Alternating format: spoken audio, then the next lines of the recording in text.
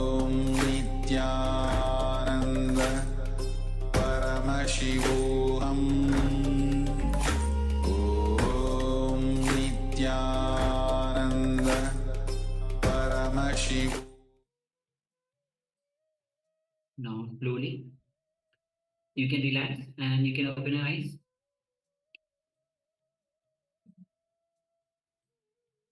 And let us share what was revealed to you through your third eye as you manifested the power of quantum memory, recollecting large information from the intelligence behind the brain.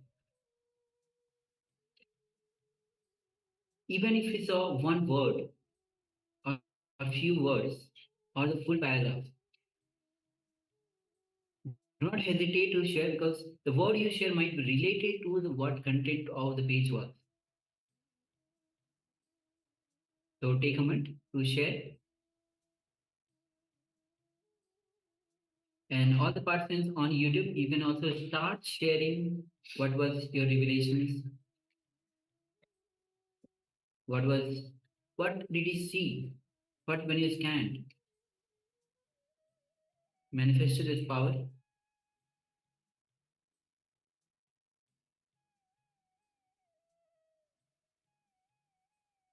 Yes, requesting all participants, let us know what was revealed to you in your third eye. So we placed the image of the page itself, the one that we connected to, in our third eye, and we asked Somji, we asked Paramashiva to tell us, to give us the information, to download for us from the cosmic archives, the information behind that page, behind the page of the book on Swamiji, the Science of Living Enlightenment. So requesting participants, let us know now what was revealed. What did Swamiji show you? So it could be in terms of a topic, it could be some words, it could be sentences, words, could be paragraphs, the entire page, whatever it might be. All the information can be downloaded. So let us know if you managed to manifest this power. Don't be afraid. Don't think of impossibility. Impossible is nothing. We are Paramashiva. As we spoke earlier, we had the promo for the Kartikeya Deepam.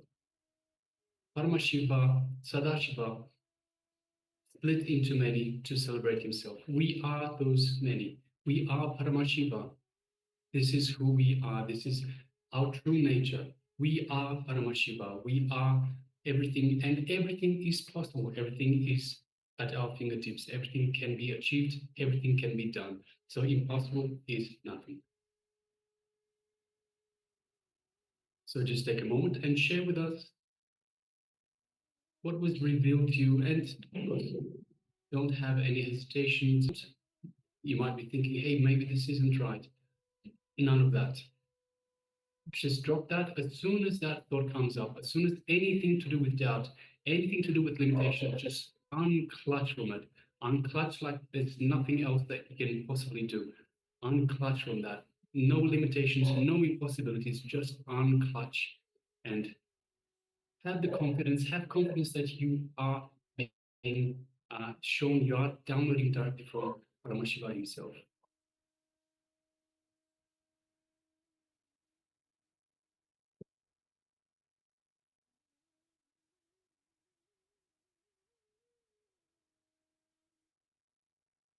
You understand, only when you unclutch, then you start manifesting this power.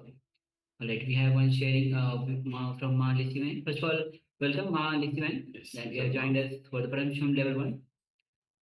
Okay, so she shares wisdom, circle shape, being complete. Yes. Thank you for sharing. Thank you, Ma. Yes. So requesting other participants as well to start sharing your revelations. What the word was revealed to you. It can come as image. You can see it as image. You can see, format that in words and write it down. Anything that can be related, you don't know whether what is there, or it can be even related to what was being revealed to you. So do not hesitate to pen down your revelation. And of course, it's also important to share.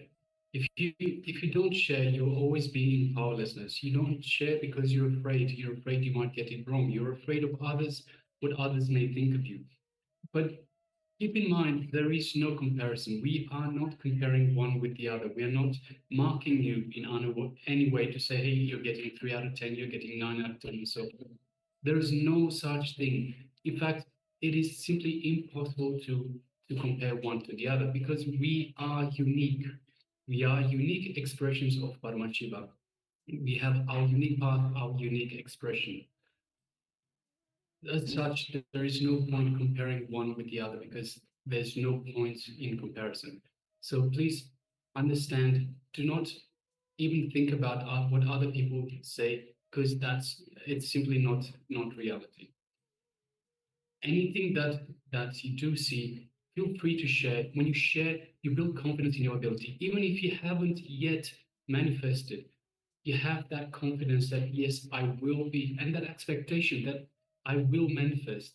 And that is very important. It is a change in attitude from powerlessness. You go from powerlessness where you're afraid of sharing to powerfulness where you have the full expectation that, yes, I will manifest this. I'm not yet manifesting, but I will manifest. This is the truth, the reality. This is the only truth that we entertain. We are yet to manifest, and when we do manifest, we will get so much more confidence in ourselves. And with confidence, confidence breeds confidence. You start having a little bit of confidence, you have the confidence to take to a step further. And this is what it's all about. So please start sharing, share, even if you haven't yet manifested. It is okay. No one's judging you, no one's giving you marks. It is all about you. You are the special expression, the unique expression of Paramashiva, and you have your own path. When the time is right, when everything is in your favor, everything goes right. All right, so with this, we'll be actually verifying. We'll be showing you the page which we had shown you before to verify. And so that you can also look at it and start to verify your revelations as well. And even those who have not shared their revelation but have manifested, they can also have a look at it and verify. And understand that all the powers start from the oneness. The more you start connecting with Swamiji, the more the connection with Swamiji gets deepened, the more you are able to manifest the powers. And the more you are able to manifest the power of Paramashiva, you get the confidence. Yes, Paramashiva is alive and he is manifesting through me. I have that potential, that peak potential that Paramashiva is flowing through me. And that possibility, that peak potential exists for me as well. So, understanding this, being excited about it, whenever you are manifesting the power, go on manifesting the power again and again. Somebody says, whenever there is a power manifestation, be excited about it. Be totally enthusiastic about it. And start to manifest whenever there is a power manifestation, be totally joyful and manifest the power.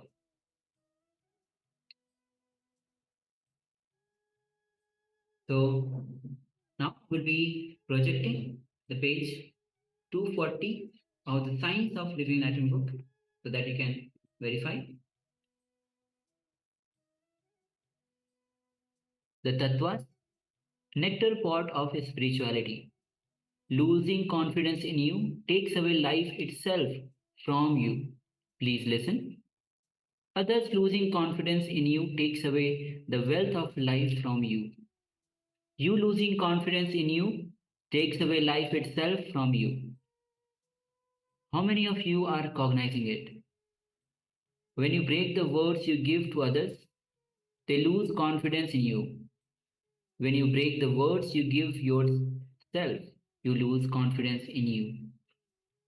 If you do not honor the words you give to yourself again and again, then the habit of not honoring the word you give yourself becomes part of your muscle memory.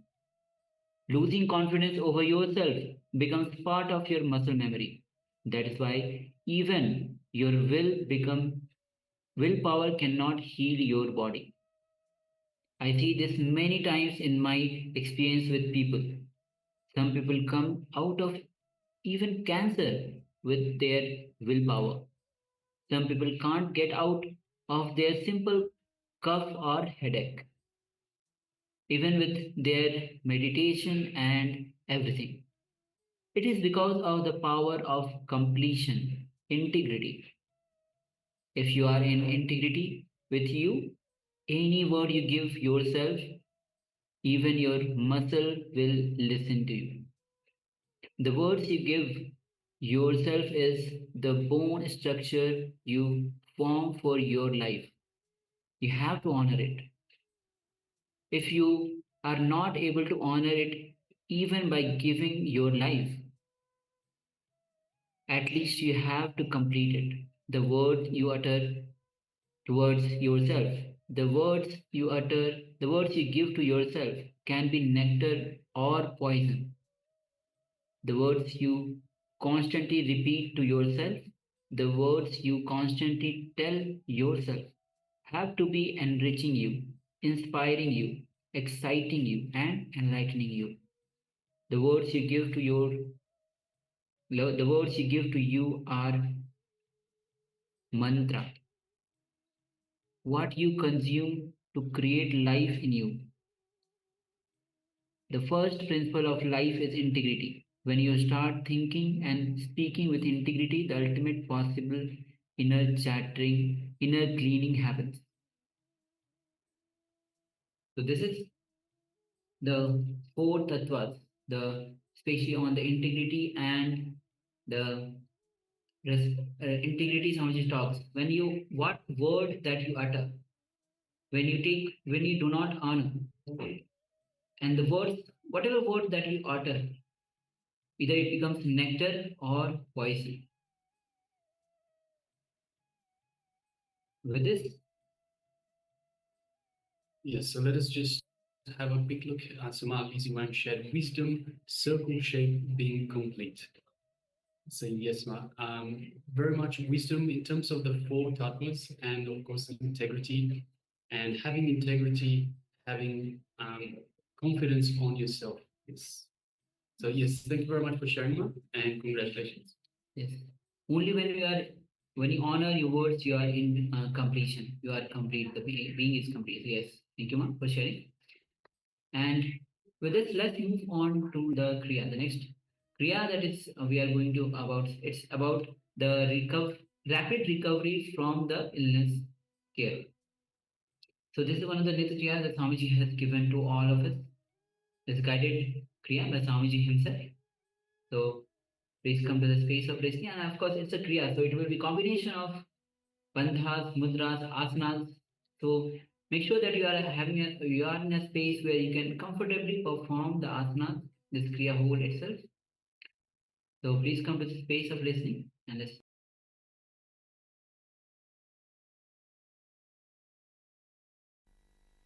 Nitya Kriya for rapid recovery from any illness, like a tiredness, other sickness, fever, any illness. Anjani Asana, first step. Then Shitali Kumbhaka. Shitali Kumbhaka.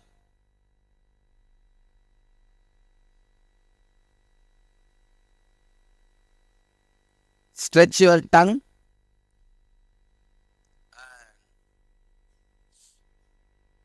Roll sides of the tongue like a tube. Inhale through the tongue and hold as long as you can. And exhale slowly. Do this 10 times. Not 21, 10 times.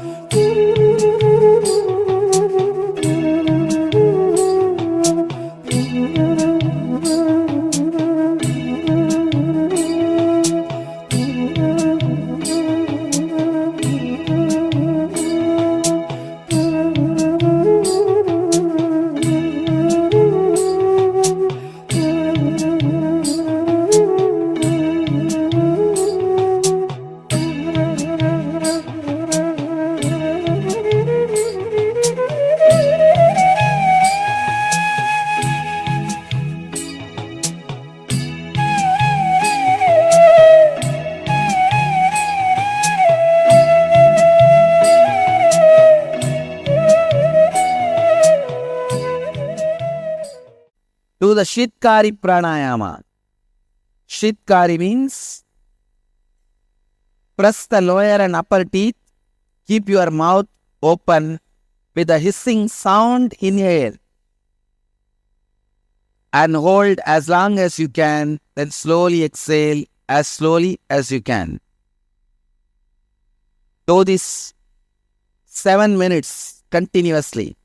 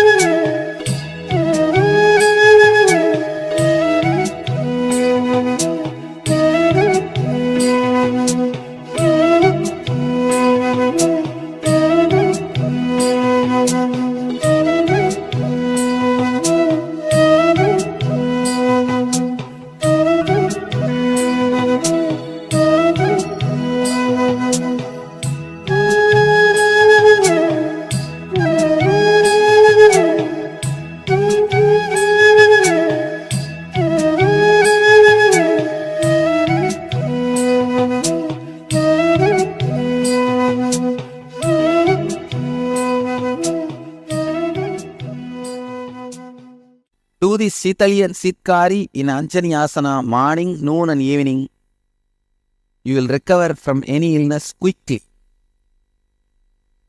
Like fever, cough, cold, headache, regular illnesses. You will recover from it, body pain, from all that very quickly. Let you all achieve, experience, express, radiate and share the eternal bliss. Nithyananda. Thank you.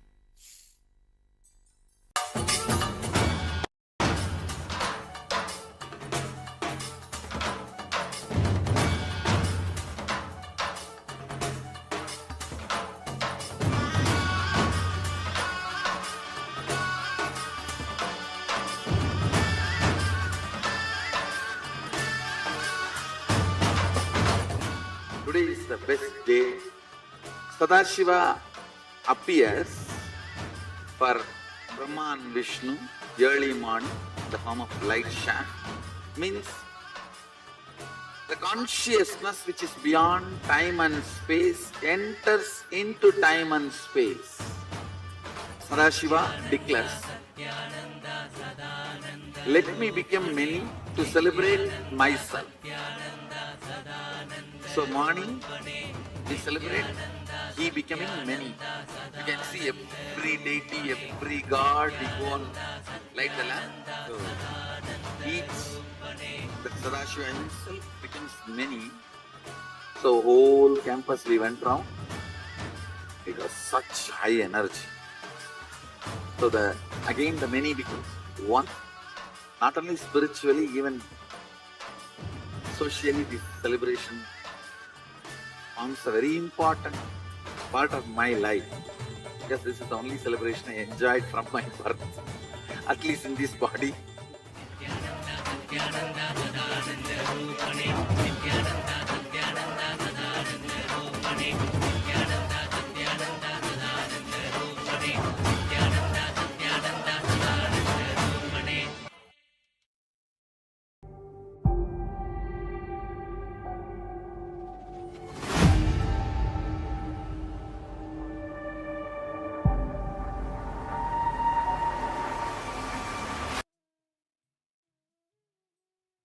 Yes. Nithyananda, all of you. So with this Kriya, now we'll be moving to exclusive session especially for the Zoom participants. Yes, it's an exciting session. It's going to be specifically for the Zoom participants. So how excited all of you are actually for, because it's only exclusive just for the Zoom participants. Yes, for the YouTube participants, we have something similar, something along the same lines, but it is slightly different. This is a Zoom only, so only for the participants on two-way, Zoom only program. Yes. So we'll be moving into this exclusive session for the Zoom. And all the participants on YouTube, don't worry. We have similar session on the same line, same thing what is being exclusive for this.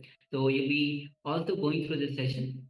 So let's prepare ourselves for this session.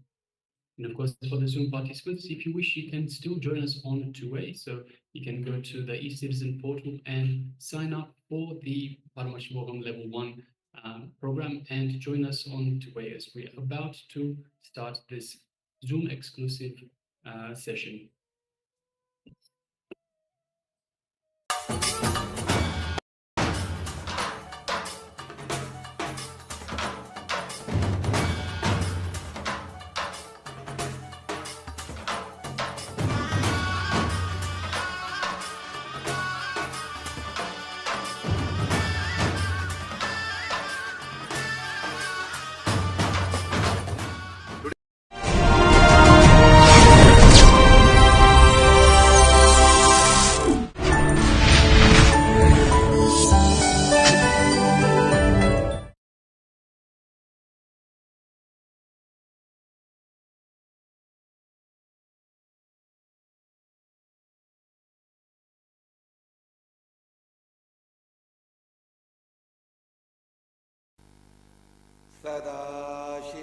सदाशिवसमारम्भां ज्ञानसम्बन्धमध्यमाम् अस्मदाचार्यपर्यन्तां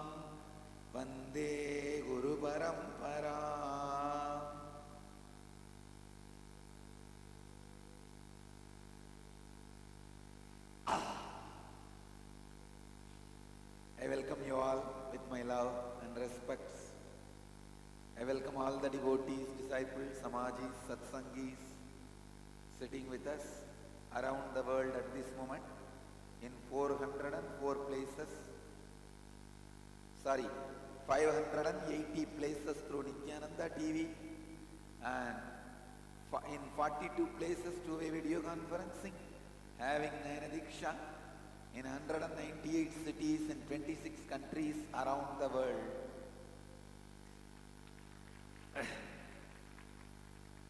Cities sitting with us in two-way video conferencing, having Nayanadiksha, Nithyananda Nagara Bididi, Adayar Chennai, Toronto Kailasam, Chennai Alvarpet, Malaysia Parani, Seattle Chidambaram, Phoenix Kanchipuram, Ohio Prayag, Sharjah, Hyderabad Bhagyanagaram, Los Angeles Arunachalam, San Jose Madurai, Tiruvannamalai Arunachalam, Oklahoma Somanatham, Ohio Shivananda, Chicago Srirangam, Singapore Singapuram, Marathahalli Bangalore, New York Varanasi, Guadalupe Rameshwaram, Devon UK, Port Washington New York, Vancouver Puri, Los Angeles Redondo Beach, Madrid Spain, Paris Kalighat,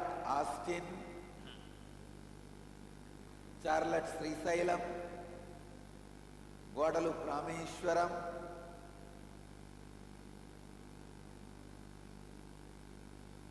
Black Diamond Canada, Kulim Malaysia, Madurai, Nungambakam Chennai, Oman Sivagangai, Dubai Stau Croatia, Slovakia Košice, Laspet Pondicherry, Sripuram Chennai, Hyderabad Sri, Troy Michigan, Atlanta home, Vijayanaren's home.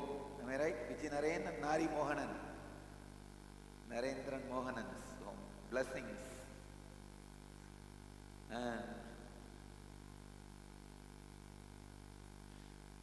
Priyankananda, Malaysia. Chennai Nungambakam. That is Whitson. Austria. I welcome all of you with my love and blessings. मैं आप सबको प्रेम व आशीर्वाद सहित स्वागत करता हूँ. I welcome all the esteemed guests present here today. Swami Prem from Osho Ashram, Kathmandu, Nepal, and 4 sadhus from Nirvani Akada, and Nagaraj Naidu and team from Sri Ram Sena. Sri Ram Sena Bandru, Bandhukku, Swagatam. And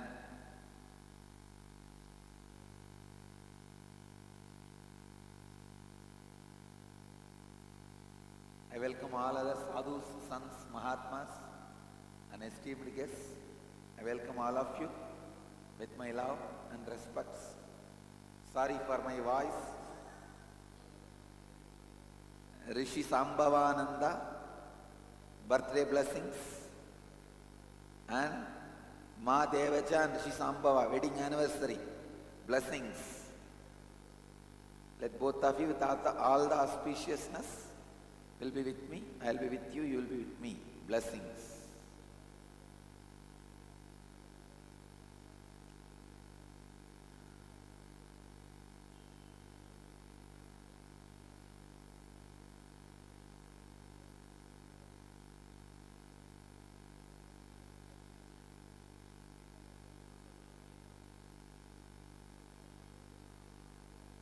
We will enter into today's satsang. Today Kalpava's 7th day for all you guys.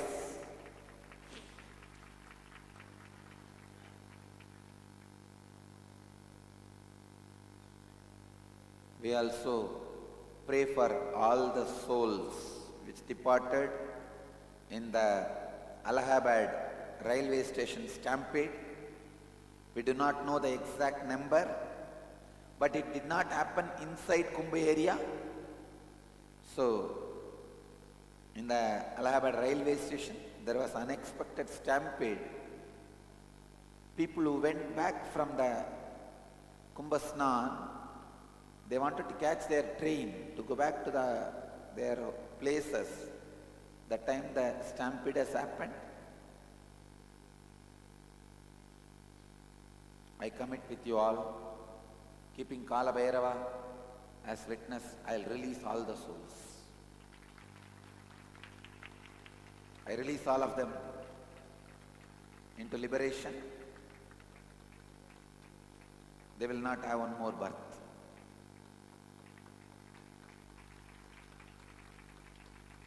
Kala Bhairava is witness. By the grace of Kala Bhairava, let them all be liberated. We do not know the exact number,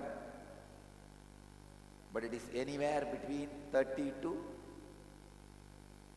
100. Am I right? Huh? Minimum 30. So minimum 30 to maximum 100 it may be. We don't know the exact number, but I pray to the Kala Bhairava, they will all be released. Let them all rest in peace. And today we came to the conclusion, after all the calculation, we will have the February inner awakening in Biddi itself. Because for these Samyama and ingenious kids, we may not be able to accommodate all of them here in Kumbhaghat. So we will have the inner awakening in Biddi itself.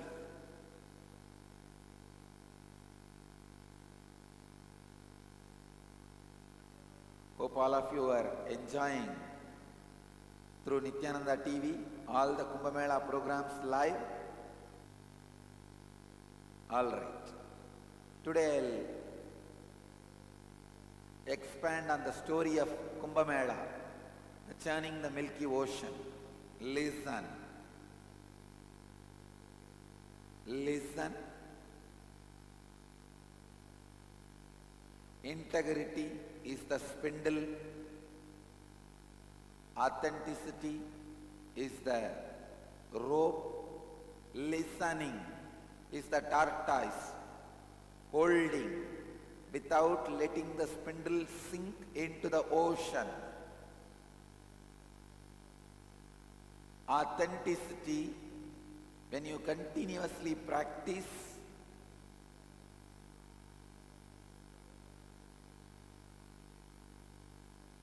it naturally brings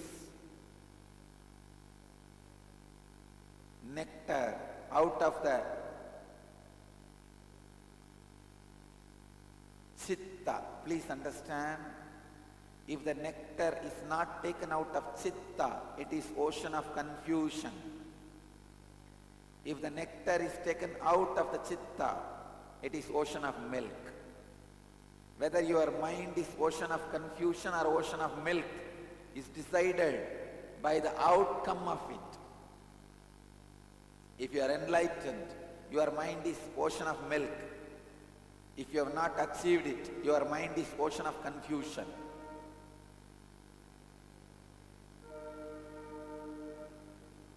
Listening is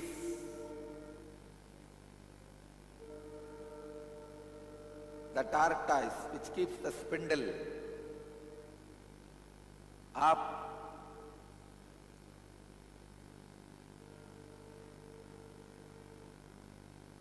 If you are tired of practicing authenticity and tolerate with inauthenticity, the experience happens is the poison. When the rope, when the snake Vasuki is tired, what it vomits is poison. Sometime after practicing authenticity for years, you feel, oh God, I have to be authentic throughout my life or what? It's okay. It's okay. is the poison.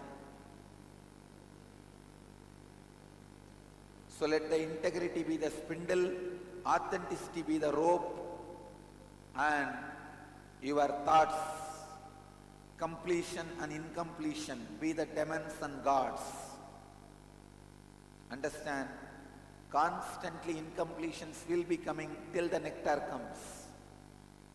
Till the realization happens, incompletion is inevitable. But immediately completing is the right thing.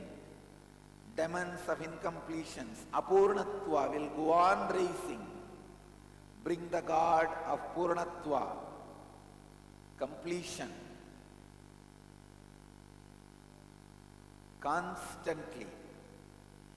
That is the way the churning process happens. Then during the churning, so many things comes out. Kalpa vriksha. During the practice of these four tattvas, so many beautiful miracles will happen in your life. Don't stop. Just because they all happened, don't stop or don't think. Don't think or don't stop. You have achieved the goal. No. Mahadeva is responsibility, who is overseeing everything and who takes the responsibility even for others' inauthenticity. He did not create the poison for him to drink. If Mahadeva has not drank the poison, nobody would have questioned him, because he is not responsible. Neither he is the benefactor of the nectar, nor he is the person who is churning, or he is the person who brought the poison. No. But take responsibility for others' inauthenticity also, like Mahadeva.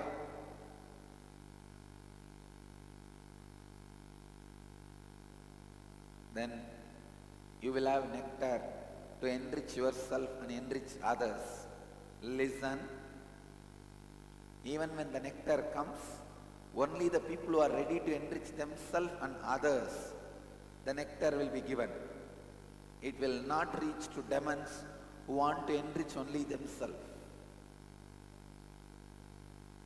Gods are entrusted with this nectar part just because they go on enriching others also.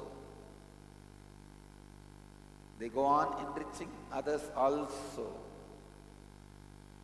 So listen, I have given you the essence of four tattvas and the whole story of churning.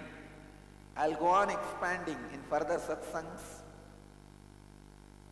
Today today meditate on this. Integrity is the spindle, Meru. Authenticity is the rope, Vasuki. Listening is the tortoise, Kurma, holding the spindle without sinking. Churn it with incompletion and completion. Incompletions will be constantly coming. Actually, when you start Swapurnatva, completion, you will see so much of incompletion is coming out. The incompletions coming out, you doing the completion is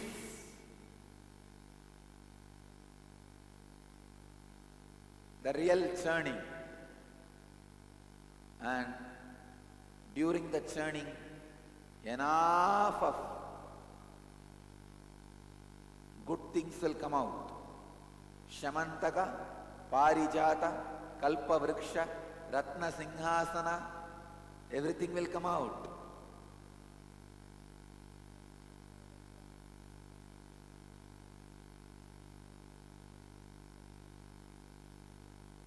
But don't stop. Even poison may come out, but don't stop. Take the responsibility for others in authenticity. I have a question from Bhakti Maya. She says, if people don't want to listen to my completion, what to do? They are the poison. Take responsibility for them also. Their inauthenticity also. And do Swapurnatva and wait for them to come. Don't give up on them. Don't give up on them and make them as part of you by taking responsibility. So I tell you, continuously take responsibility for others in authenticity also, then you will have the nectar of enlightenment. You will be enriched with the nectar of enlightenment to live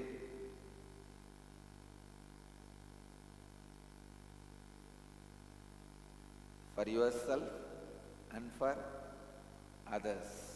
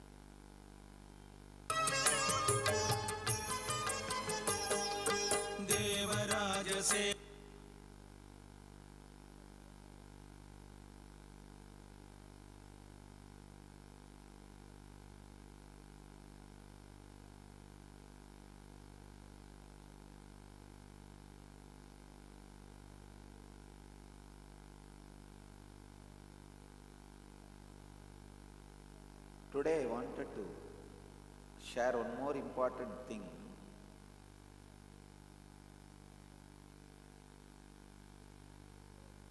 With all of you.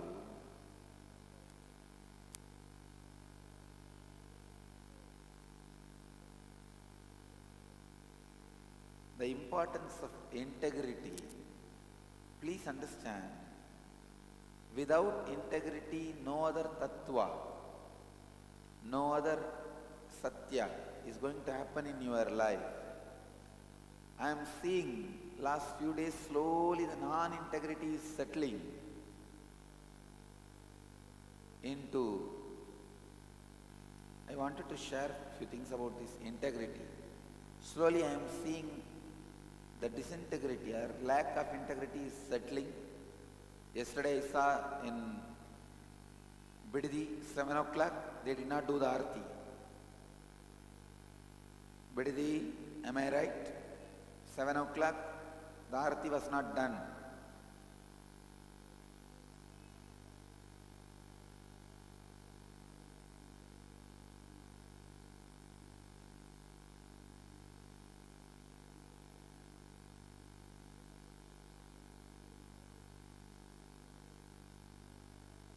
After the Aarti started, they were running around.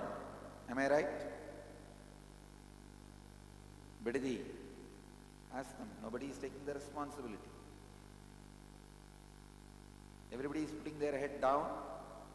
Who is responsible? Many people, even here, coming late. I don't know how that pattern is slowly settling back.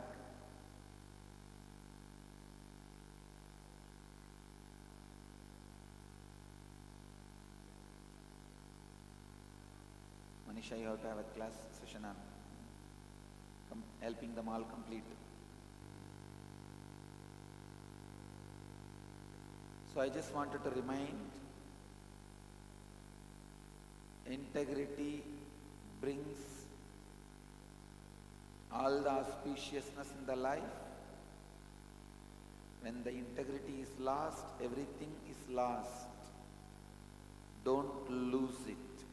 That's all I can say. Because integrity and authenticity are the life breath.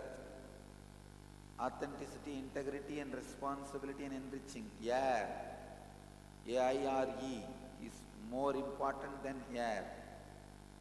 A-R-E is what we breathe and live.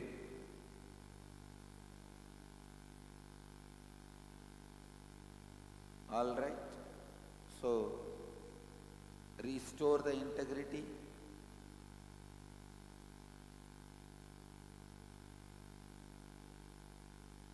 And tomorrow we will all be going to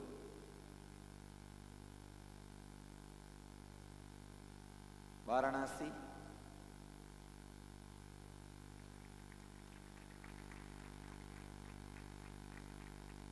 Have darshan of Vishwanatha, Kalbhairava and Annapurani. All of you can have darshan through Nithyananda TV, wherever the camera is allowed.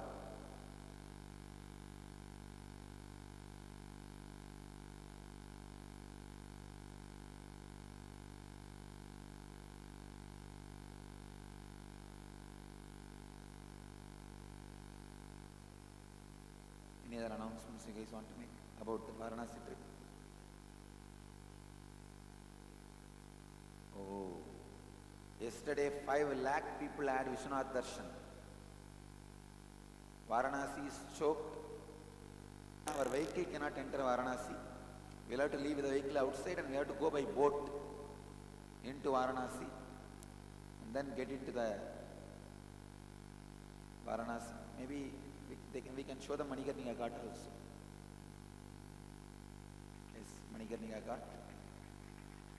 The boat itself and our ashram, our branch in Manikarnika Ghat. Both you can see. Kalbhairava is best. Cool Bhairava. Kalbhairava, see, it is this area immediately attends. Kalbhairava is best.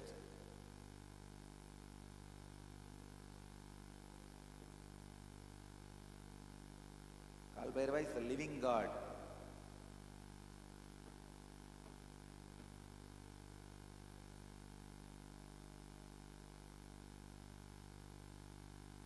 Even to go to Varanasi, you have to take permission from Kalbhairava. Kalbhairava is very happy and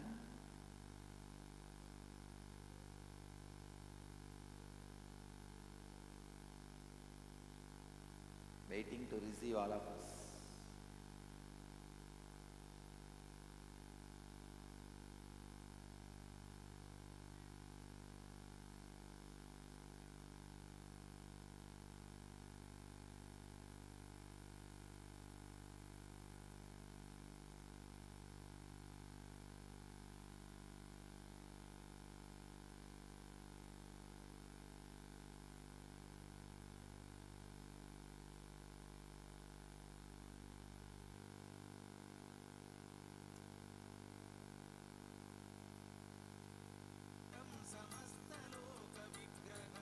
So, today I will end the satsang with these words, as I am not able to continue with this voice. Tomorrow there will not be any satsang. Now itself I wanted to complete with all of you.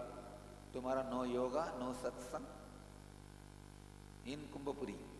But in Biddi yoga will be going on. Recorded satsang will be played, because we are traveling to Varanasi.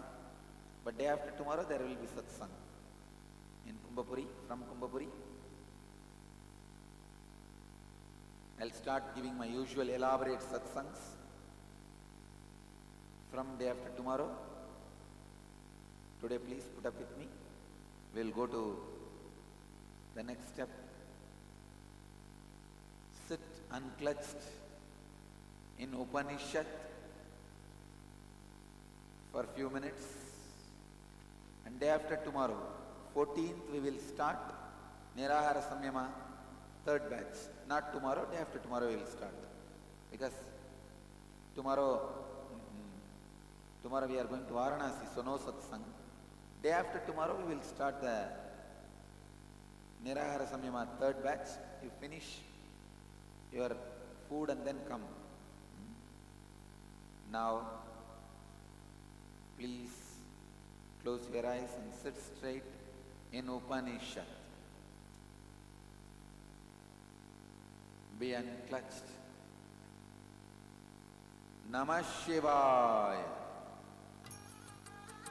Let you all experience highest Kundalini awakening.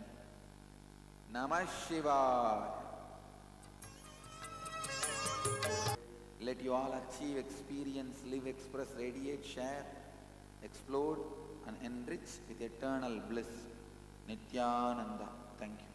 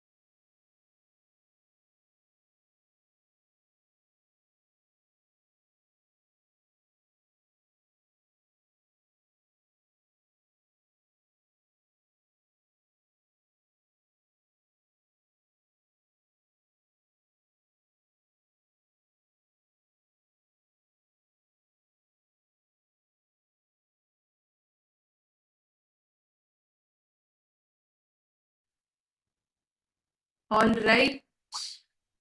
Okay, drop your hands. Ma Wong, you didn't listen? Ma Wong Kalili, Ma Yuvete Shao, you didn't listen today? Alright, you should. If you get time, go back on the YouTube video and watch it because this is very, very important. Many times, the ideas or the cognitions that you are stuck with, it is out of his compassion, Guru comes. He assumes the form to wake you up from your delusion. There's a very beautiful story that happens. How an avatar, the Guru, wakes you up from all your delusions. He wakes you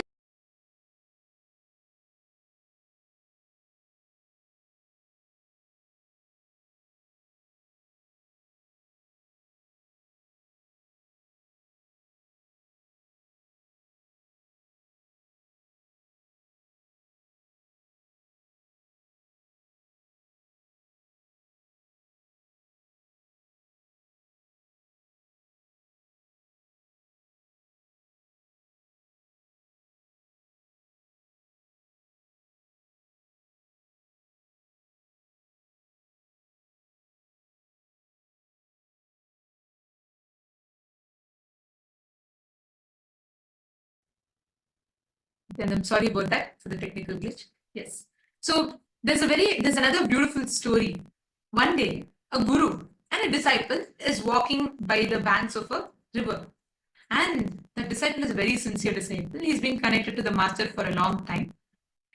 What happens is, on the way, as the guru is walking, the disciple slips and falls into the river. He falls into the water and he's terrified. This guy doesn't know swimming and he can't swim and he is terrified. So he starts like trying to beat the water and he tries to come up and he says, he starts screaming.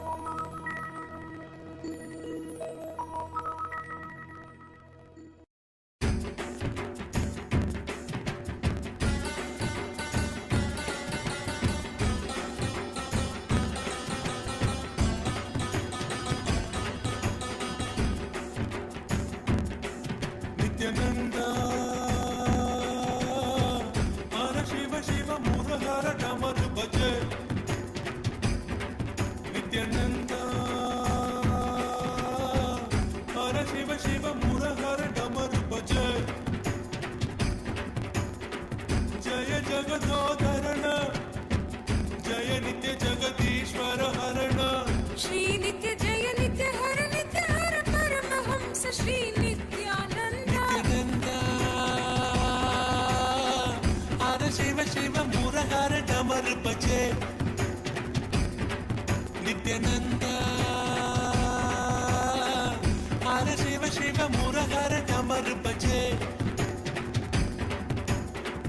जय जगदोधरण जय नित्य जगदीश्वर हरण जय नित्य जगदीश्वर हरण श्री नित्य जय नित्य हर परमहंस श्री नित्यानंद नित्यानंद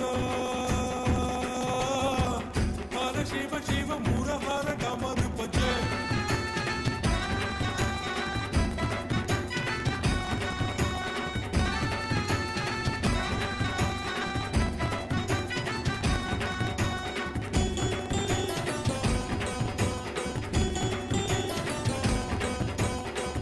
दर्शन नित्य दीजो भगवान नित्य परम दयालो भगवान श्री नित्यानंद दर्शन नित्य दीजो भगवान नित्य परम दयालो भगवान श्री नित्यानंद हर बोलो नाथा शिव शंभो नित्यानंद हर बोलो नाथा शिव शंभो नित्यानंद शिव शिव हर हर हर हर शिव शिव नित्य पुरेश्वर हर परमेश्वर जय गुरुनाथ श्री गुरुनाथ नित्यानंद शिव शिव हर हर हर हर शिव शिव नित्य पुरेश्वर हर परमेश्वर जय गुरुनाथ श्री गुरुनाथ नित्यानंद नित्यानंद हर शिव शिव मुरहर डमर बजे नित्यानंद हर शिव शिव मुरहर डमर बजे जय जगदोधरण जय नित्य जगदीश्वर हरण श्री नित्य जय नित्य हर परमहंस श्री नित्यानंद हर शिव शिव मुरहर डमर बजे Nithyanandam, we apologize to all the participants for the technical glitch. We apologize to everyone. Hope all of you are able to see us and hear us now. Yes. So we were talking about how all that you learned today, whatever you understood, whatever you listened to and learned from today, the powerful cognitions, you are going to be experientially receiving that in today's version. And now, how do we experience that? How do we manifest that space? How do we experience that darshan? And how do we receive that experientially? That is what we're all going to be listening to and learning about right now. And joining with us for this segment, we have two of the people who have taken the decision to experience all these powerful cognitions as a reality in their life, becoming part of Paramashiva Sena, to experientially understand each of these truths that Swamiji is revealing. Everywhere in Kailasa, the talk is all about this Paramashiva Sena, being part of Kailasa's Paramashiva Sena. And already the preparations are in full swing with the daily meetings with Swamiji, and Swamiji himself is guiding each and every projects every step of the way. So from wherever you are, how you can be a part, why you need to be a part of Paramashiva Sena and what it means for you. So we're going to be listening from the people who have already decided and are starting to join the Paramashiva Sena. And joining with us now, we have Manitya Pushkalananda, and she's already there, not just preparing, she's already registered for the program, but she's also part of the core preparations of the Paramashiva Sena program. So we have Manitya Pushkalananda who's joining here with us. Nithyananda,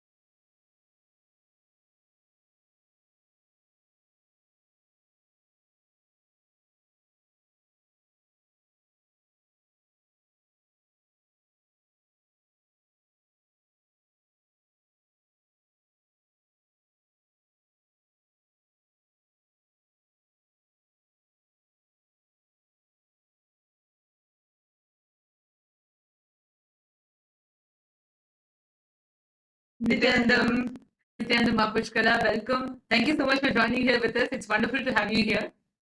Nithyananda, I'm very excited to be here. Thank you so much. And how could you tell a little bit about yourself to all the viewers from where you are and how long you've known Swamiji for? Yeah, absolutely. There's so much I can say when it comes to Swamiji because there's just so many sweet moments and breakthroughs all my life being with Swamiji. But just a short introduction, I've been with Swamiji since year 2009 and I'm currently in USA. Wow. Okay, 2009. Wow. So actually, I have seen you being part of so many different things, being showered by Swamiji. You have also experienced the physical darshan and so many things. And now you are also the part of Paramashivoham, and Paramashivoham already started. The program has began. Swamiji is conducting the meetings and like Swamiji himself is planning so many things. So the excitement is really so high as well. I just wanted to ask you, and like I know you're here to share your excitement, your experiences with all of us. Could you just share a little bit about your background in the sense of what kind of a professional background you have and what kind of experiences you have had and how you feel today to be a part of this Paramashivoham program? Absolutely. So, you know, Ma, what I can say for me is, as far as my profession goes, I come from different backgrounds. So currently I'm in the public health, I'm working with the public health. And what I can say for me is I've always felt like Swamiji has raised me himself. So it's never, whatever, since I've been with Swamiji, he's prepared me for the outside life, right? And so he's upgraded my lifestyle and the fulfillment in every, whether it's career-wise, whether it's in my relationships, whether it's in the wealth dimension, it is through Swamiji's teachings and his blessings and his powerful cognition so that Swamiji has built me for the outside world. It's never the other way around. It's whatever contribution that Swamiji is constantly showering us with through his initiations and teachings. I mean, over the course of years, you know, I've done like my first inner awakening I did with Swamiji in 2013. I had a huge breakthrough. I was really unsure about life, you know, like what it is that I want in life, where am I going, what am I seeking? But when Swamiji gave me the right inner image about myself, I understood that the most powerful, empowering experience to me is experiencing my Paramashivoham, to want to manifest Swamiji, to be just like that. And naturally, that is flowering everywhere in the outside world in all the dimensions of my life. So as far as my background goes, it's always been empowered by Swamiji and Swamiji's teaching. So beautiful. So now, have you attended any Kumbh Mela prior, before this? Yes. So I attended both in Ujjain and also in Nasik with Swamiji. Oh, wow. How was it for you? How was it now, especially now when you're seeing these beautiful videos behind? How do you feel just even remembering those moments? How was it for you? Great thing. Yes, Nithyananda, sorry about that. Well, let me just tell you, it's hard to put it in words because it's like out of this world. The experiences that Swamiji gives us, it can't really be logically understood. They have to be experienced. When we were with Kumbh Mela with Swamiji, first of all, I didn't even think that I could make it. And so I wrote to Swamiji, you know, for blessings to make it. And Swamiji surely blessed and said that, you know, all the obstacles will be removed. So I was able to attend the Kumbh Mela at that time with my daughter. And it was the greatest blessing. It was directly the happiness that happens from inside that there's no value that we can put into it. There's nothing that I could have done in my life to have that kind of an experience other than being with Swamiji. I felt so rich throughout the entire experience to be connected to my heritage, to be connected to the Hinduism, the Kumbh Mela, the entire experience with Swamiji, to be on the Parivaratika, to go from places to places with Swamiji, to watch Swamiji connect with the temples and the deities and to bless each and one of us, to have the intimate moments with Swamiji, the conversations, to eat with Swamiji, to be part of the Kumbh Mela with Swamiji. I just felt like I was in a space that was beyond this realm of space. So it was absolutely the best happening of my life. Wow, so sweet. Actually, Ma, for you, like, as in, like, when you see Kumbh Mela, it's a whole different experience altogether, right? Whether the volume of people or the type of, the whole setting in which you have, like, in which you experience Hinduism, it's so different in itself. Like, you have attended Inner Awakenings, you have attended so many different programs, and attended Kumbh Mela also. So, what is the difference you would say between the two? Like, how was the experience for you? Oh yeah, for sure. The one major difference I can say is that the training, right? The training that we go through with Swamiji is just absolutely so intense. But Swamiji is really keeping us through the threshold because it's whatever level of impossibility that we are carrying with us, Swamiji will stretch us to that peak just to give us the experience that there is no such thing called impossibility. So we spent a lot of time with Swamiji. There was a lot of activism in the Kumbh Mela. We were constantly, there was no day and night. I couldn't really acknowledge what time, what date, or any of that. It was constantly on the go. Swamiji was showering us with all the greatest blessings, initiation. There was sessions back to back to back with Swamiji. And then we would actually travel. It was like being on a field trip the entire time. I was in complete I was absolutely complete awe every single time. And it was like being in the training for your enlightenment. You know, just when I thought, oh my God, what are we going to do today? And Swami just like, let's go. And we were already doing it. So it was just breaking all the patterns and it was just giving us the greatest experience of joy and bliss that was literally being felt from entirely inside. Like, oh my God, I can't believe I'm doing this and I can't believe I'm a part of it. And it was just light. I felt like light body. Like suddenly I felt like I can't even tie myself to my identity. It was just an extension of Paramashiva. He was holding us in that space and we were just vibrating in it. It was beautiful and very empowering. Wow. Actually, you know, what you're saying reminds me of something like in Kumbh Mela, right? If you see, all people, there'll be people working in top positions in Microsoft or top Fortune 500 companies, and they will be coming and they'll be part of just, you know, cooking, cleaning the vessels, and there'll be like no kind of differentiations or differentiating notions whatsoever. And the best part of it all is, like Swamiji beautifully tell, how much 10 inner awakenings can do to you. One Kumbh Mela will do that to you. Because when it is physical, when you're actually on the ground, when you go and meet people every day, I still remember, I think even you were part of the demo team, right? That used to go and meet also. I remember because we used to go travel, meet so many people, and we used to do the power manifestation, so many sadhus and sons and so on. And the volume of the work that we do at that time, all the things that you know, all the powerful cognitions, everything literally becomes your experience through the Kumbh Mela. That is something that I've seen and I've experienced, and that's something that's unforgettable for me.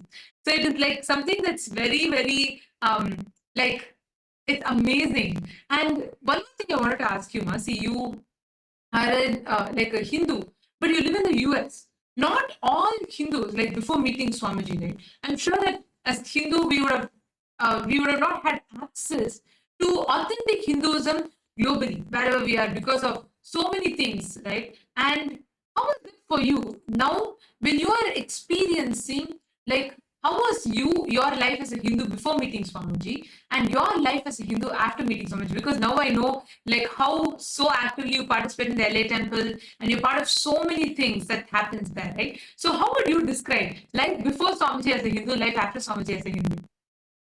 That's a beautiful question, Ma. That's exactly kind of what I was saying in the beginning, is that finding the root of my existence, meaning that it's beyond the identity that I was brought up with, right? So absolutely, I was born in India and I was kind of raised in the West. And I didn't understand the significance. I didn't understand the importance and the power behind what it means to actually live as a Hindu and to live a lifestyle of Hinduism. And it's all about empowering us to live at the peak of our potential as high achiever. And after meeting Swamiji, the fulfillment that I received, it was exactly what I've been seeking for from a very early age. That goes beyond even understanding, you know, whether it's Hinduism or anything else. I just knew that there's a part of me that is missing. And when I was introduced to Hinduism by Swamiji, I felt that part of me found what the missing link.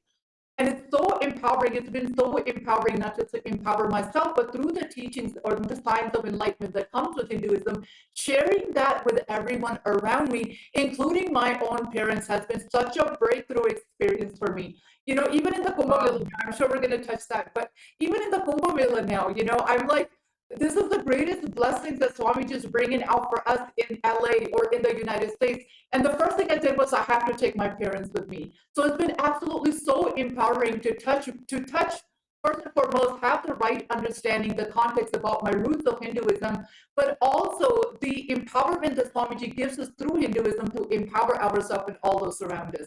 So it's been a greatest shift for me. That's true. And yeah, I was going to come to that also, because now when you have to experience, when you are experiencing Kumbh Mela in the US, right, that is something whole another level. Of course, this is not the first Kumbh Mela, because Swamiji organized the first ever Kumbh Mela internationally in another country way back in 2007, 2006 itself, right? But now, like, the impact, I can only imagine what is the impact that will have on the global Hindu diaspora, who start understanding, celebrating, recognizing the possibility they can live this lifestyle. And I still remember this one thing, right? When Swamiji was going for the first time to the US, okay, and he was all by himself. And you can imagine, Swamiji was just in his late 20s, right? And Swamiji had a vision. Two words came to his vision: Bangalore and Los Angeles. Bidadi and Los Angeles. At that time, Swamiji didn't even know what Los Angeles was. Swamiji was like, what is Los Angeles? That's how it started. But that time itself, Swamiji declared that Bidadi will be the eastern headquarters and Los Angeles will be the western headquarters for my mission. That declaration, just as a young boy, just in his late 20s, Swamiji started. And you know something, when Swamiji came to the US the very first time, right? And so when Swamiji came to the US for the very first time, then there was, Swamiji had come just with the dhoti, with a simple Angavastra. And there was only one person who came, one senior devotee who came to assist Swamiji, to help Swamiji in the travel. Okay. And the thing was, the person was old, was that to assist Swamiji. He had an issue with the back. So, you know, Swamiji carried Swamiji's own suitcase for deities, and Swamiji carried even the devotee's suitcase, and he came to the airport. Swamiji carried both their luggages. Swamiji was the one who was checking in the luggages, checking out the luggages. Swamiji did all of it by himself, and Swamiji landed in the US. So when Swamiji came to the US, the immigration officers, they looked at Swamiji like a young, tall, dark, and handsome, from young man from India is coming, and Swamiji at that time didn't even know much English. Everything from scratch Swamiji had built by himself, right? And so Swamiji came with a simple, dhoti and Angavastram, just in saffron robes. So the airport authorities, they were looking at Swamiji and they were asking, like, are you sure you can come and you think you can make it into the US with this dress? Are you sure? And, they tried to ask Swamiji, like, is he sure with this dress? Who will listen to Swamiji? Or all of that. They tried to ask those questions to Swamiji. And Swamiji is coming in for the very first time. Normally people will be like so intimidated, afraid. You know what Swamiji did? He looked at the immigration authorities and Swamiji told them, give me 1 week. I will make this as a fashion and trend in America. And he was like, oh my God, so true. Now look, so many people from around the world, not just the US, from around the world, wearing sari, tilak, and so proudly being Hindu, being unabashedly Hindu. Swamiji has made it happen. The path to this, so much of hard work, so much of effort, so much of dedication to make Hindus awaken to Hinduism and to inspire the world to experience what Hinduism has to offer. So that is something phenomenal. So now coming back to that question in the context of what you're saying, what do you think? Now, for you personally, you shared the profound impact that you feel it has now having Kumbh Mela happen in the US with the Paramashivoham program. How do you think, or why do you think it's important, its impact would be for the global Hindu diaspora, the people who do not have, the Hindus who do not have access to Hinduism, and what do you think its impact will be on that group of people? Great question, Mom. So as I mentioned, there's so many Hindus, diaspora, as you were mentioning, and we don't have a lead. We don't really have the possibility because we're so disconnected, right? As we understand, as per Swamiji's mission and vision to reviving Hinduism, we're so far disconnected in all over around the world. The impact that this Kumbh Mela will have on each individual and family and Hindus all over will be connecting to that heritage, because we're at this point now, at this generation, that it's almost forget about even the practices, but we are in the unknown, even of the history. So coming to terms and celebrating that with the Around 5,000 years ago, at the end of Mahabharat War, the ancient enlightened Hindu civilization consisted of 10,000 Hindu traditions, or sampradayas, that existed in 56 Hindu nations, 200 Hindu kingdoms, 1,700 Hindu provinces that covered more than 6 million kilometers square of Asia. The Supreme Pontiff of Hinduism, SPH, Bhagavan Sri Nithyananda Paramashivoham, is the reviver of KAILASA, this ancient enlightened Hindu civilizational nation. KAILASA is an unbroken cultural, religious, historical, civilizational, and sovereign continuation and revival of multiple of these historical Hindu sovereign states and Hindu ecclesiastical entities. The unbroken continuity of these ancient Hindu nations through KAILASA results in the legal recognition of KAILASA as per the international customary law, particularly the doctrine of continuity. The international law, the doctrine of continuity, implies that upheavals and revolutions within a country, changes in government, territorial adjustments, measures taken during military occupation, or other internal transformations do not negate the existence of the country, do not affect the legal personality and international obligations of the country or state. The Vienna Convention on Succession of States in respect of treaties, 1978, addresses these principles of the doctrine of continuity as it outlines international law during situation of state succession or continuation.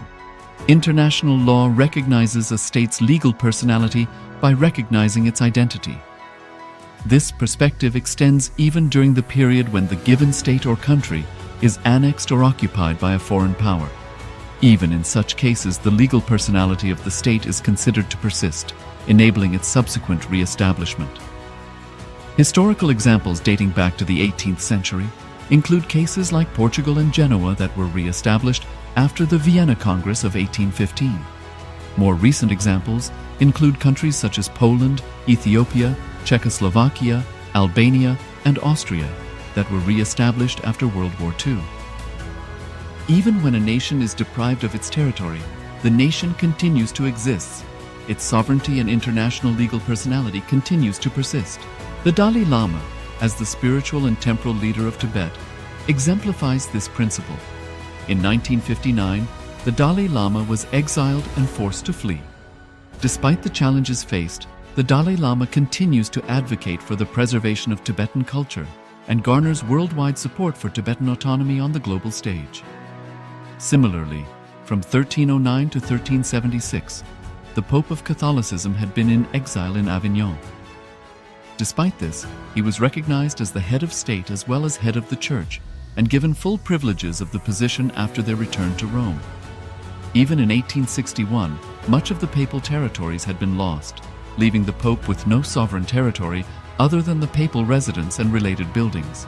Yet his temporal powers were still acknowledged. He was recognized as a head of state, and later, the Lateran Treaty of 1929 formally re-established papal sovereignty over the Vatican City. The Sovereign Order of Malta further exemplifies this principle, retaining international recognition as a sovereign entity despite the permanent loss of their territory upon Napoleon's invasion in June 1798. Despite such permanent loss of territory, the sovereignty and the international legal personality of the Sovereign Order of Malta continue to persist.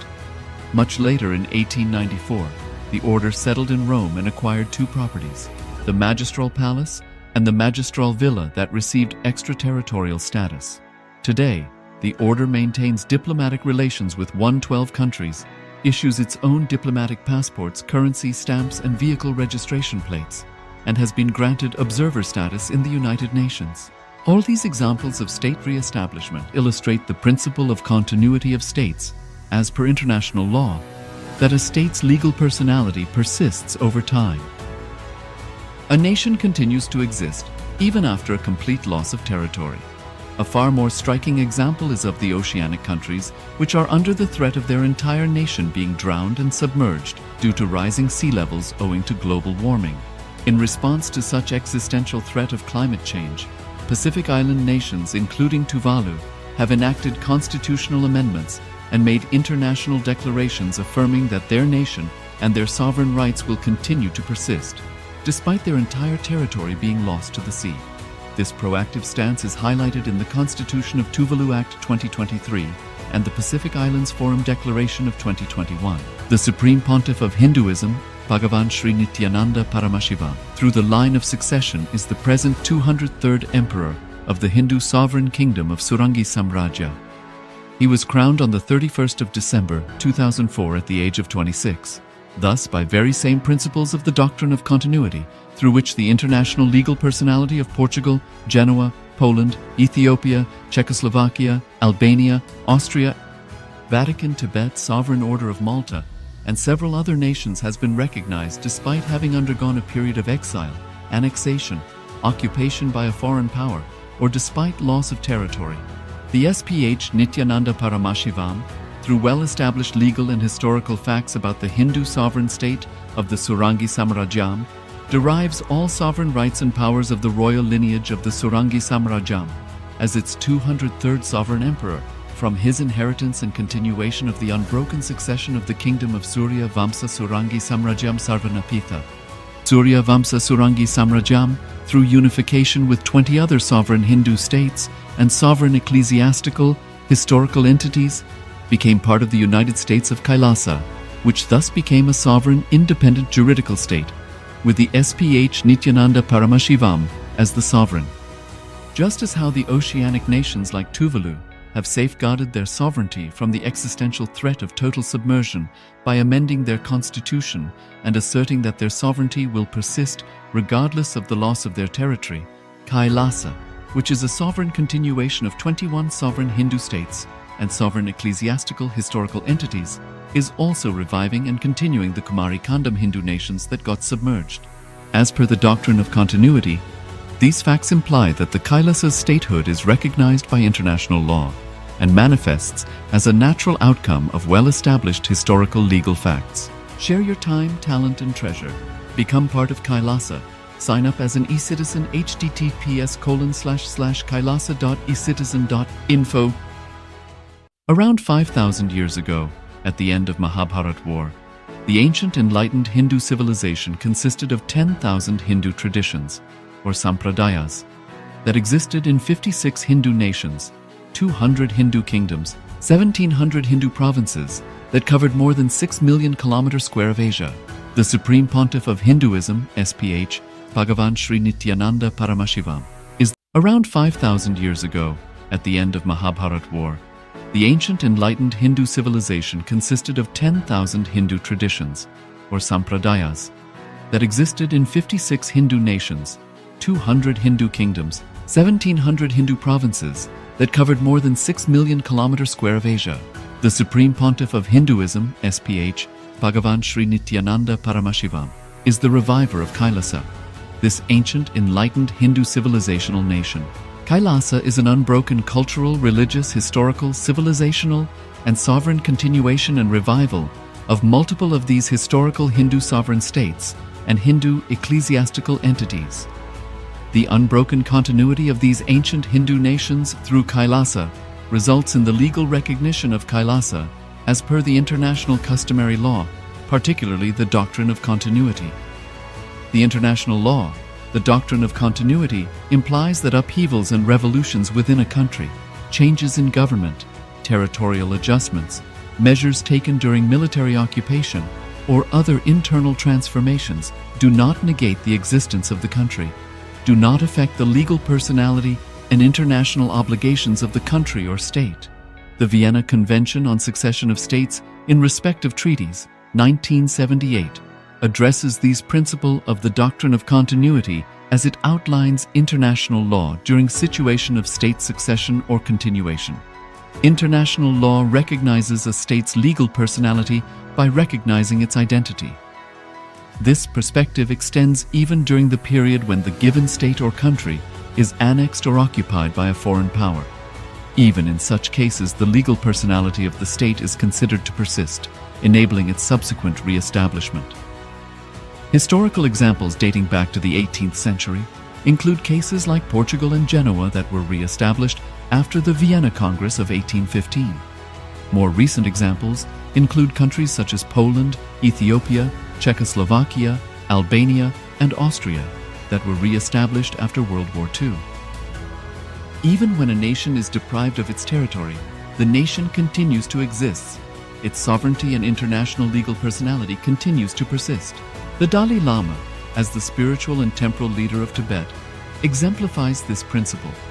In 1959, the Dalai Lama was exiled and forced to flee. Despite the challenges faced, the Dalai Lama continues to advocate for the preservation of Tibetan culture and garners worldwide support for Tibetan autonomy on the global stage. Similarly, from 1309 to 1376, the Pope of Catholicism had been in exile in Avignon. Despite this, he was recognized as the head of state as well as head of the church and given full privileges of the position after their return to Rome. Even in 1861, much of the papal territories had been lost, leaving the Pope with no sovereign territory other than the papal residence and related buildings. Yet his temporal powers were still acknowledged. He was recognized as a head of state, and later, the Lateran Treaty of 1929 formally re-established papal sovereignty over the Vatican City. The Sovereign Order of Malta further exemplifies this principle, retaining international recognition as a sovereign entity despite the permanent loss of their territory upon Napoleon's invasion in June 1798.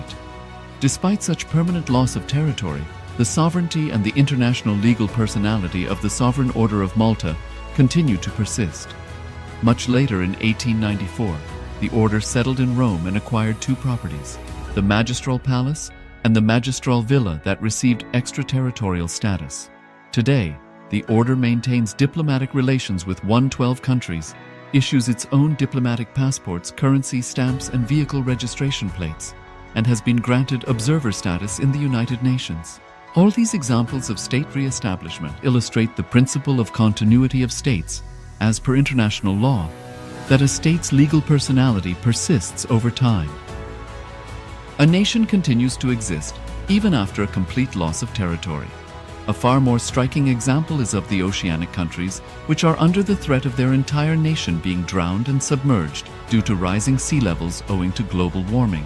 In response to such existential threat of climate change, Pacific Island nations, including Tuvalu, have enacted constitutional amendments and made international declarations affirming that their nation and their sovereign rights will continue to persist, despite their entire territory being lost to the sea. This proactive stance is highlighted in the Constitution of Tuvalu Act 2023 and the Pacific Islands Forum Declaration of 2021. The Supreme Pontiff of Hinduism, Bhagavan Sri Nithyananda Paramashivoham, through the line of succession is the present 203rd Emperor of the Hindu Sovereign Kingdom of Surangi Samrajya. He was crowned on the 31st of December 2004 at the age of 26.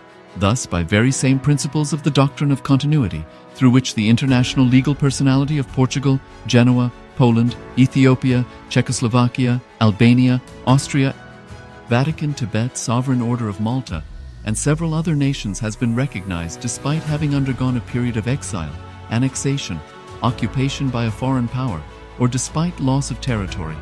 The SPH Nithyananda Paramashivoham, through well-established legal and historical facts about the Hindu sovereign state of the Surangi Samrajyam, derives all sovereign rights and powers of the royal lineage of the Surangi Samrajyam as its 203rd sovereign emperor, from his inheritance and continuation of the unbroken succession of the kingdom of Surya Vamsa Surangi Samrajyam Sarvanapitha.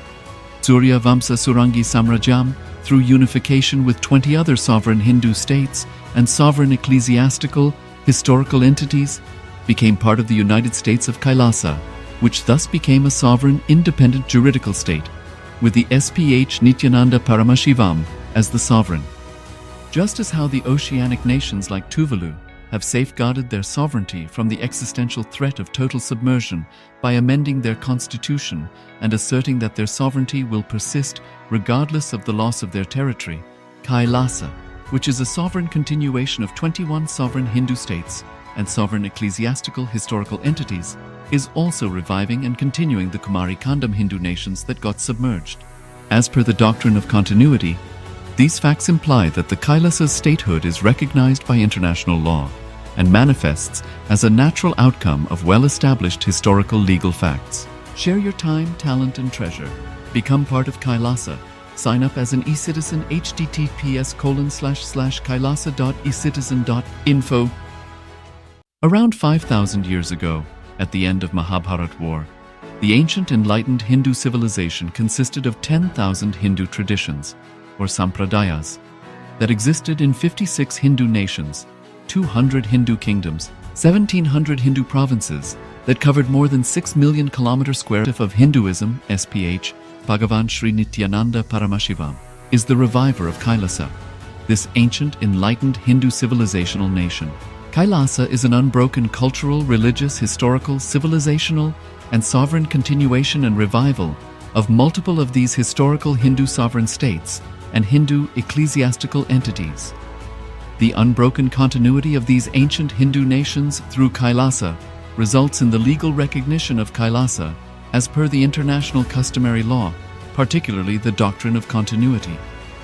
The international law, the doctrine of continuity, implies that upheavals and revolutions within a country, changes in government, territorial adjustments, measures taken during military occupation, or other internal transformations do not negate the existence of the country, do not affect the legal personality and international obligations of the country or state.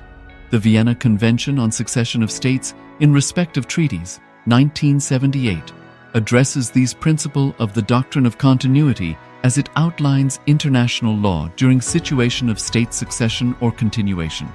International law recognizes a state's legal personality by recognizing its identity. This perspective extends even during the period when the given state or country is annexed or occupied by a foreign power.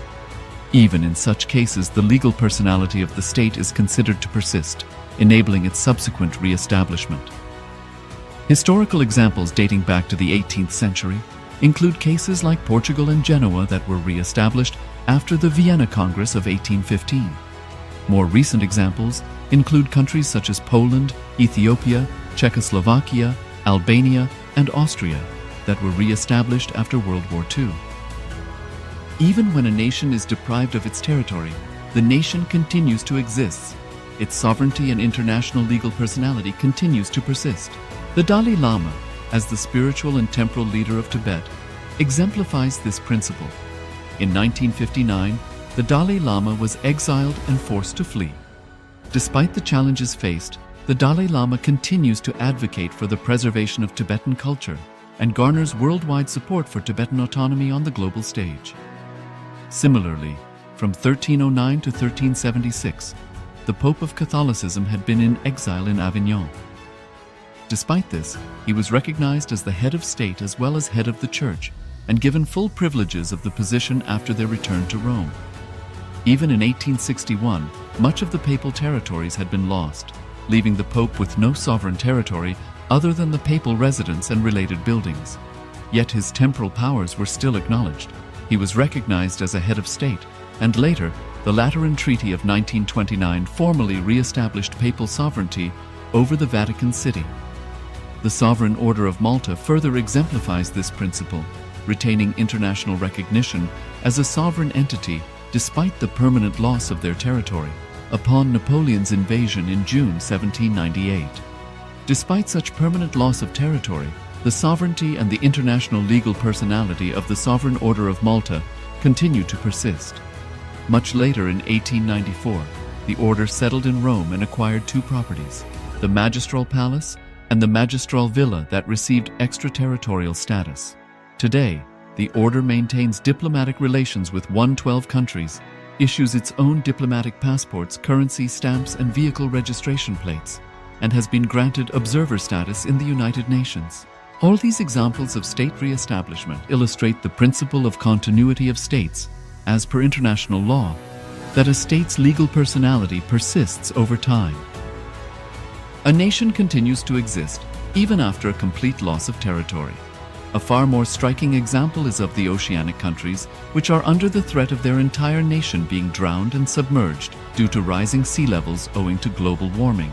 In response to such existential threat of climate change, Pacific Island nations, including Tuvalu, have enacted constitutional amendments and made international declarations affirming that their nation and their sovereign rights will continue to persist, despite their entire territory being lost to the sea.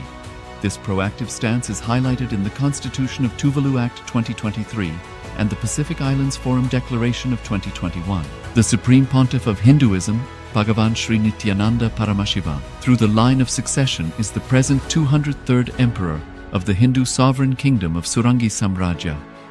He was crowned on the 31st of December 2004 at the age of 26. Thus, by very same principles of the doctrine of continuity, through which the international legal personality of Portugal, Genoa, Poland, Ethiopia, Czechoslovakia, Albania, Austria, Vatican, Tibet, Sovereign Order of Malta, and several other nations has been recognized despite having undergone a period of exile, annexation, occupation by a foreign power, or despite loss of territory.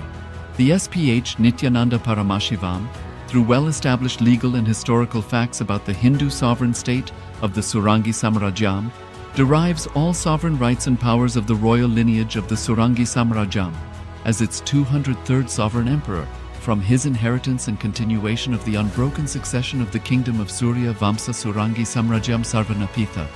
Surya Vamsa Surangi Samrajyam, through unification with 20 other sovereign Hindu states and sovereign ecclesiastical, historical entities, became part of the United States of KAILASA, which thus became a sovereign, independent juridical state, with the SPH Nithyananda Paramashivoham as the sovereign. Just as how the oceanic nations like Tuvalu have safeguarded their sovereignty from the existential threat of total submersion by amending their constitution and asserting that their sovereignty will persist regardless of the loss of their territory, KAILASA, which is a sovereign continuation of 21 sovereign Hindu states and sovereign ecclesiastical historical entities, is also reviving and continuing the Kumari Kandam Hindu nations that got submerged. As per the doctrine of continuity, these facts imply that the Kailasa's statehood is recognized by international law and manifests as a natural outcome of well-established historical legal facts. Share your time, talent, and treasure. Become part of KAILASA. Sign up as an eCitizen https://kailasa.ecitizen.info.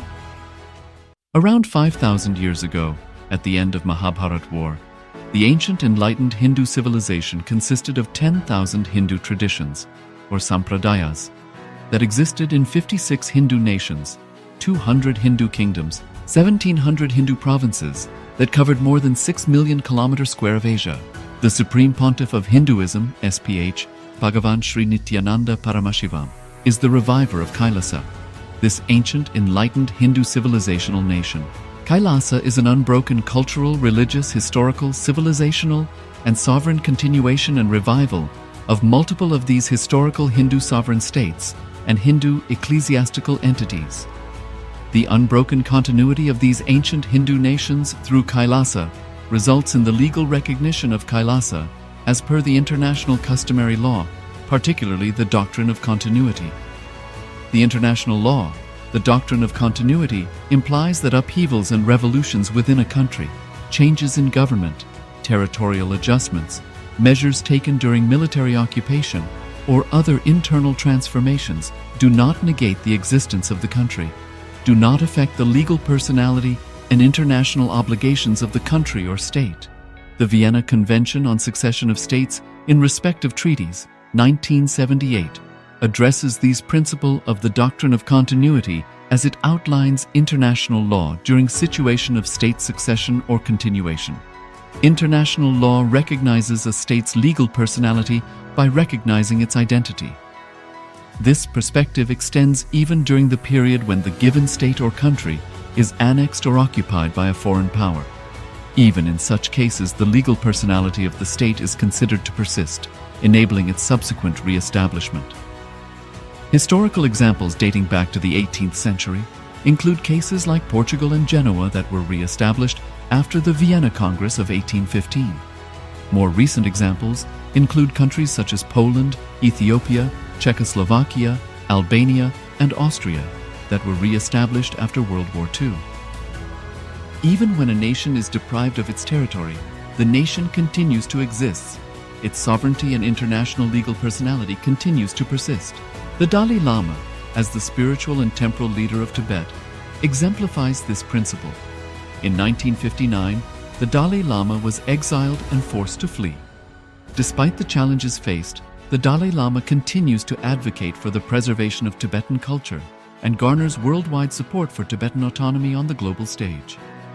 Similarly, from 1309 to 1376, the Pope of Catholicism had been in exile in Avignon. Despite this, he was recognized as the head of state as well as head of the church and given full privileges of the position after their return to Rome. Even in 1861, much of the papal territories had been lost, leaving the Pope with no sovereign territory other than the papal residence and related buildings. Yet his temporal powers were still acknowledged. He was recognized as a head of state, and later, the Lateran Treaty of 1929 formally re-established papal sovereignty over the Vatican City. The Sovereign Order of Malta further exemplifies this principle, retaining international recognition as a sovereign entity despite the permanent loss of their territory upon Napoleon's invasion in June 1798.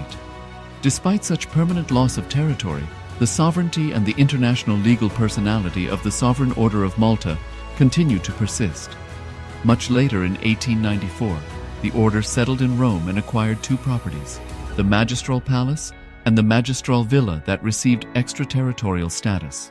Today, the order maintains diplomatic relations with 112 countries, issues its own diplomatic passports, currency stamps, and vehicle registration plates, and has been granted observer status in the United Nations. All these examples of state re-establishment illustrate the principle of continuity of states, as per international law, that a state's legal personality persists over time. A nation continues to exist even after a complete loss of territory. A far more striking example is of the oceanic countries, which are under the threat of their entire nation being drowned and submerged due to rising sea levels owing to global warming. In response to such existential threat of climate change, Pacific Island nations, including Tuvalu, have enacted constitutional amendments and made international declarations affirming that their nation and their sovereign rights will continue to persist, despite their entire territory being lost to the sea. This proactive stance is highlighted in the Constitution of Tuvalu Act 2023 and the Pacific Islands Forum Declaration of 2021. The Supreme Pontiff of Hinduism, Bhagavan Sri Nithyananda Paramashivoham, through the line of succession, is the present 203rd Emperor of the Hindu Sovereign Kingdom of Surangi Samrajya. He was crowned on the 31st of December 2004 at the age of 26. Thus, by very same principles of the doctrine of continuity, through which the international legal personality of Portugal, Genoa, Poland, Ethiopia, Czechoslovakia, Albania, Austria, Vatican, Tibet, Sovereign Order of Malta, and several other nations has been recognized despite having undergone a period of exile, annexation, occupation by a foreign power, or despite loss of territory. The SPH Nithyananda Paramashivoham, through well-established legal and historical facts about the Hindu sovereign state of the Surangi Samrajyam, derives all sovereign rights and powers of the royal lineage of the Surangi Samrajyam as its 203rd sovereign emperor, from his inheritance and continuation of the unbroken succession of the kingdom of Surya Vamsa Surangi Samrajyam Sarvanapitha. Surya Vamsa Surangi Samrajyam, through unification with 20 other sovereign Hindu states and sovereign ecclesiastical, historical entities, became part of the United States of KAILASA, which thus became a sovereign, independent juridical state, with the SPH Nithyananda Paramashivoham as the sovereign.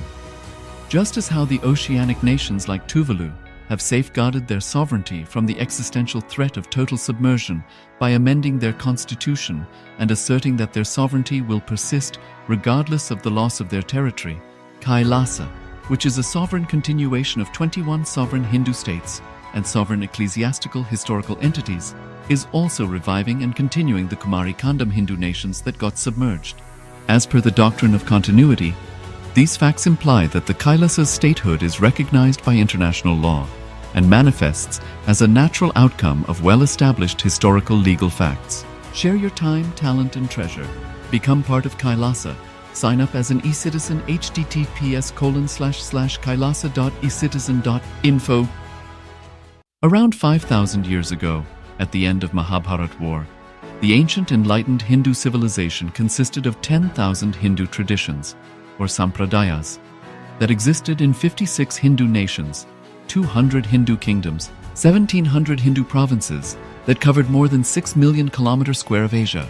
The Supreme Pontiff of Hinduism, SPH, Bhagavan Sri Nithyananda Paramashivoham, is the reviver of Kailasa, this ancient enlightened Hindu civilizational nation.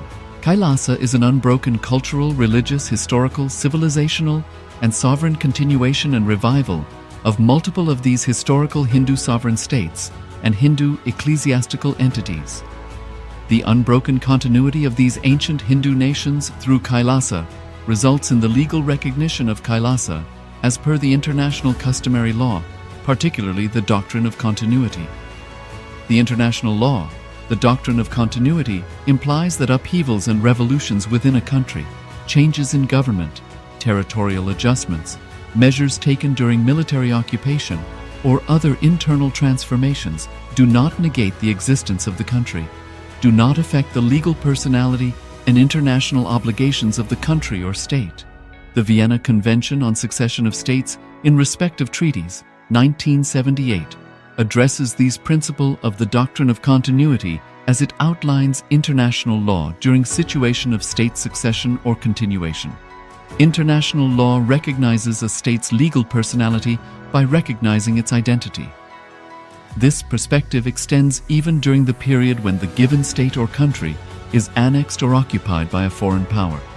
Even in such cases, the legal personality of the state is considered to persist, enabling its subsequent re-establishment.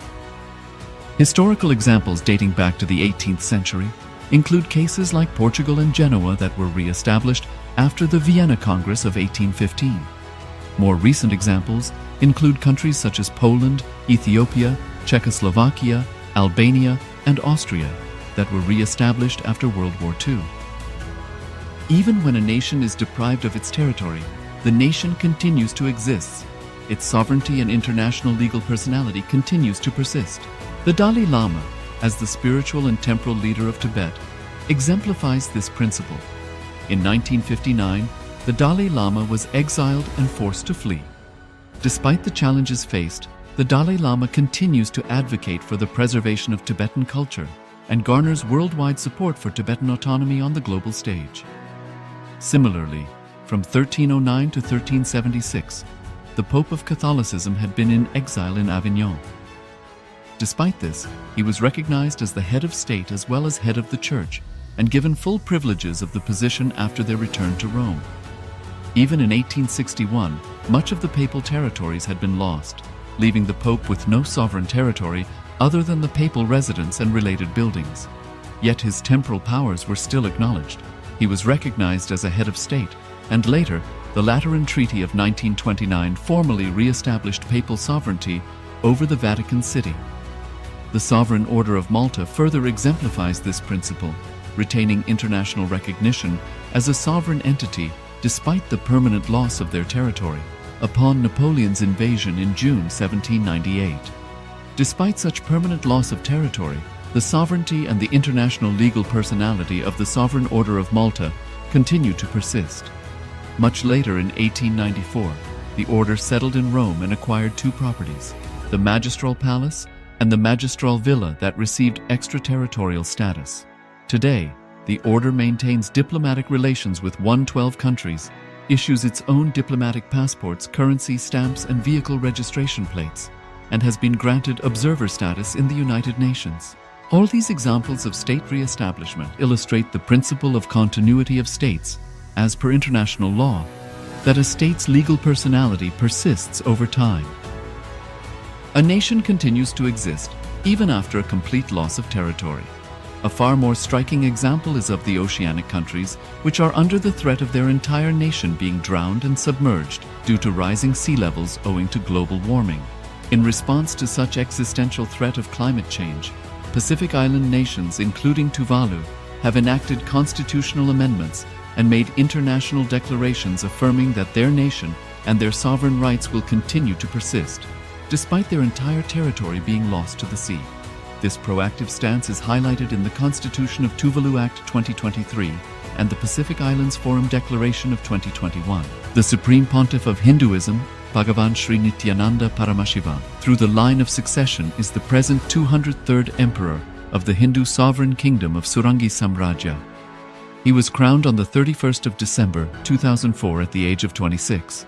Thus, by very same principles of the doctrine of continuity, through which the international legal personality of Portugal, Genoa, Poland, Ethiopia, Czechoslovakia, Albania, Austria, Vatican, Tibet, Sovereign Order of Malta, and several other nations has been recognized despite having undergone a period of exile, annexation, occupation by a foreign power, or despite loss of territory.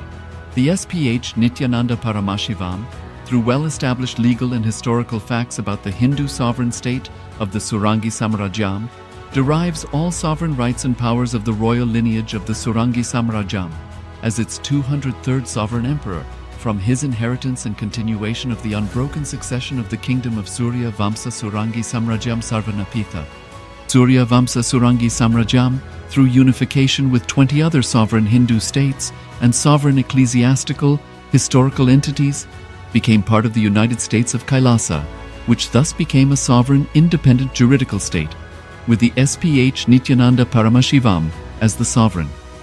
Just as how the oceanic nations like Tuvalu have safeguarded their sovereignty from the existential threat of total submersion by amending their constitution and asserting that their sovereignty will persist regardless of the loss of their territory, KAILASA, which is a sovereign continuation of 21 sovereign Hindu states and sovereign ecclesiastical historical entities, is also reviving and continuing the Kumari Kandam Hindu nations that got submerged.